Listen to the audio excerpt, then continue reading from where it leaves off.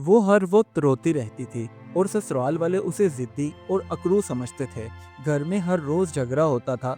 बात इतनी बढ़ गई कि रिश्ता टूटने के करीब पहुंच गया, मगर किसी को मालूम ही नहीं था कि उसकी आंखों में जो मोटे मोटे आंसू आ रहे हैं वो उसकी कमजोरी नहीं बल्कि एक गहरा दुख थे जिसे वो मुसलसल छुपा रही थी। आखिर वो क्या राज था, ये जानने के लिए कहानी को मुकम्मल देखें।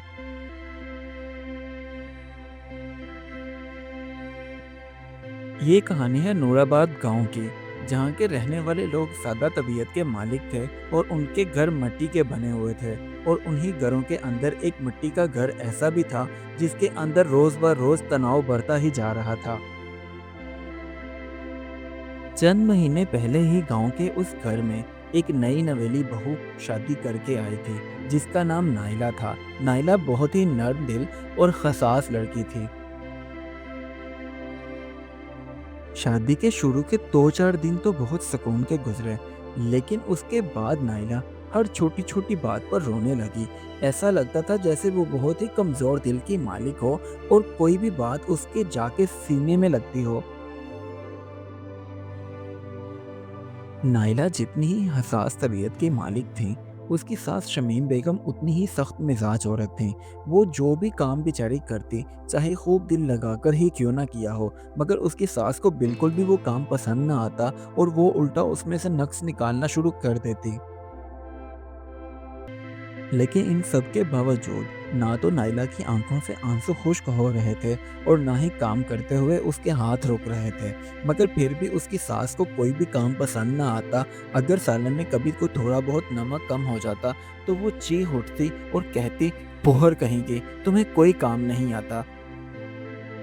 रोज ब रोज सास की जली कटी बातें सुनकर नाइला अगर कमरे में चारपाई पर जाकर बैठ के रोती तो उसकी नंदें उसके पास आ जाती और उसका मजाक उड़ाते हुए कहती, ये तो हर वक्त रोती रहती है।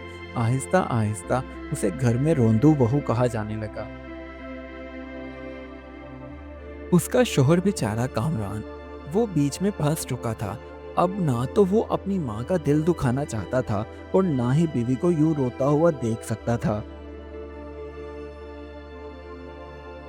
एक दिन नाइला सहन में झाड़ू लगा रही थी। तभी उसकी सास बोली, किस बात का गम मनाती रहती हो हर वक्त, ना हमें कुछ बताती हो ना हमारी सुनती हो, बस कामों में लगी रहती हो और वो भी किसी ना काम के होते हैं।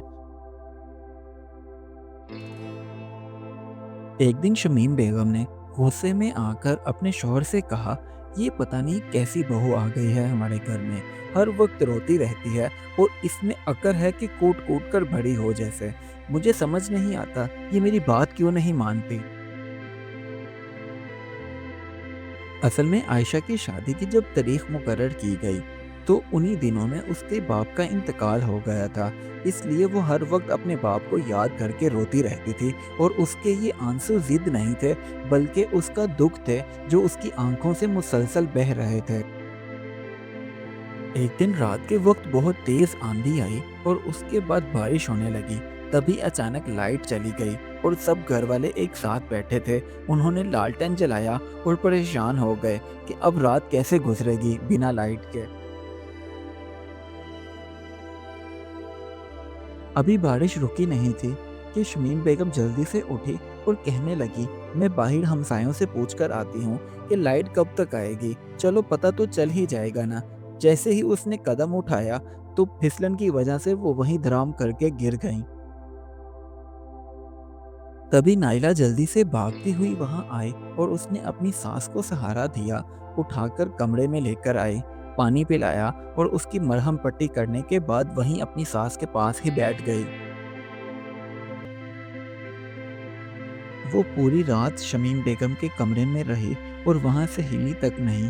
हालांकि वो खुद भी सारा दिन काम कर करके थकी हुई थी और नींद से उसकी आंखें भी बंद हो रही थी, लेकिन इसके बावजूद वो टस से मस ना हुई। सुबह फजर के करीब बारिश थम गई और जब सूरज निकला तभी उसकी सास की नज़र अपनी बहू की तरफ पड़ी और वो गौर से उसे देखने लगी। ऐसा लग रहा था जैसे पहली बार शमीम बेगम की आंखों में अपनी बहू के लिए प्यार उमड़ रहा हो। उस दिन शमीम बेगम ने पहली बार नाइला से प्यार से पूछा, बेटी आज मुझे बता ही दो, तुम हर वक्त क्यों रोती रहती हो? पता तो चले। ये सुनकर आयशा फिर फूट-फूट कर रोने लगी। अब सिसकियाँ लेते हुए नायला ने अपनी सास को बताया कि मेरी माँ के जाने के बाद मेरे बाप ने ही मुझे पाल-पोस कर बड़ा किया था। अब जो कि वो इस दुनिया में नहीं रहे, तो मुझे ऐसा महसूस होता है जैसे मैं अकेली रह गई हूँ। बस यही सोच-सोच कर मैं रोती हूँ।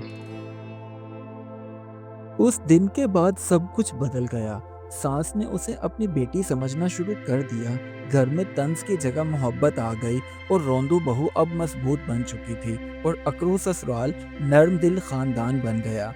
इस कहानी से हमें ये सबक मिलता है, किसी के आंसू को उसकी कमजोरी ना समझें। हर इंसान के दिल में एक कहानी होती है, इसीलिए मोहब्बत से घर बनता है और समझदारी से रिश्ते मजबूत होते हैं। Do like my videos and don't forget to subscribe my YouTube channel. Also press the bell icon.